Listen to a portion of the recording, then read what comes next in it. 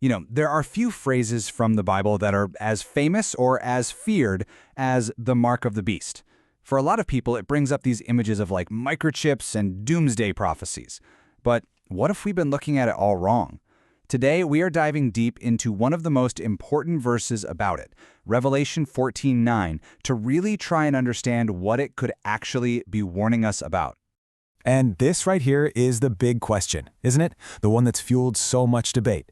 Is this a warning about some future piece of technology, something that you're going to be forced to take? Or is it something way, way deeper, a symbolic heads up about where we place our loyalty, not in the future, but right here, right now? That's what we're going to dig into. So let's start with the verse itself. This is the third angel's warning in the book of Revelation, and it is delivered with absolute seriousness. It lays out this incredibly stark choice with consequences that are described as, well, irreversible. To get it, we really have to break it down piece by piece. Okay, to really get to the bottom of a verse this heavy, we've got to peel back centuries of interpretation and just go straight to the source. And that means looking at the original Greek it was written in. This lets us see what these words literally meant to the very first people who heard them, long before any of our modern ideas even existed. So we're going to start with what you might call a micro view. We're going to look at the key Greek words one by one. Think of them like foundational building blocks. Once we understand what each block is, then we can step back and see the bigger picture they're building together. The very first action mentioned is worship. Now, the Greek word for this is proskuneo. And this isn't just, a casual agreement or a little nod. No. This means to literally bow down, to show complete reverence and submission. It is an all-in, on-your-knees act of pledging your ultimate loyalty. And who is the object of this forbidden worship? Well, first there's the therion, or the beast. This is often seen as a worldly system, a combination of power, money, and philosophy that stands against God's ways. And second, there's its icon, its image, or its likeness. So this is about giving your full allegiance to that system and basically becoming a reflection of its values. And then we get to the big one, the word for mark itself, chiragma. This is not just a simple scribble or a tattoo. It means a stamp, a brand, an official imprint. You see, back in the ancient world, a chiragma was often the emperor's official seal on a document, or it was a brand of ownership on a slave. It was a dead giveaway of who you belonged to. And finally, where does this mark go? The verse is very specific. The metopon, which is the forehead, and the chair, the hand.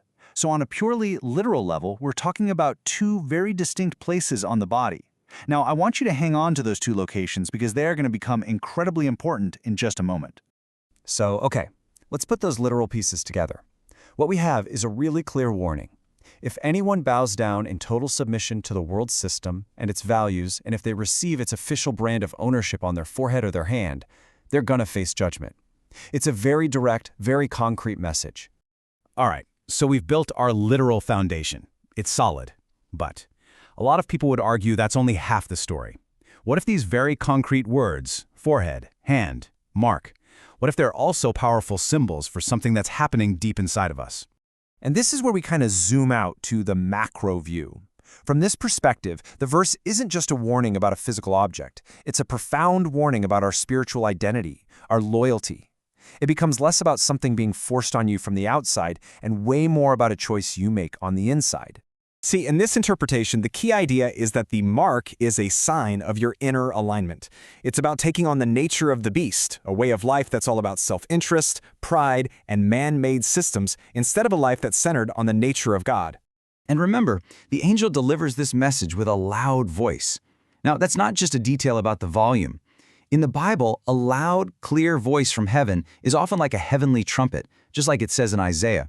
It's a signal of divine importance. An urgent, can't-miss-it warning against compromising who you are and what you believe. And this whole idea of misplaced worship isn't something that just pops up out of nowhere in Revelation. It's a central theme throughout the entire Bible. This verse from Romans talks about our tendency to serve the creature, things, systems, even ourselves, instead of the Creator. It's the exact same fundamental choice. So if the mark is symbolic of our allegiance, what about where it's located? This is where our understanding of the forehead and the hand gets this whole other layer of meaning when we look at it through that same symbolic lens. Just look at this comparison. On a literal level, sure, the forehead is just the physical space between your eyes. But symbolically, throughout Scripture, it represents your mind, your thoughts, your entire worldview. So to receive the mark on the forehead, in this view, means to adopt the world's way of thinking, to buy into its values of power, pride, and me first. And the exact same logic applies to the hand. Literally, it's a body part.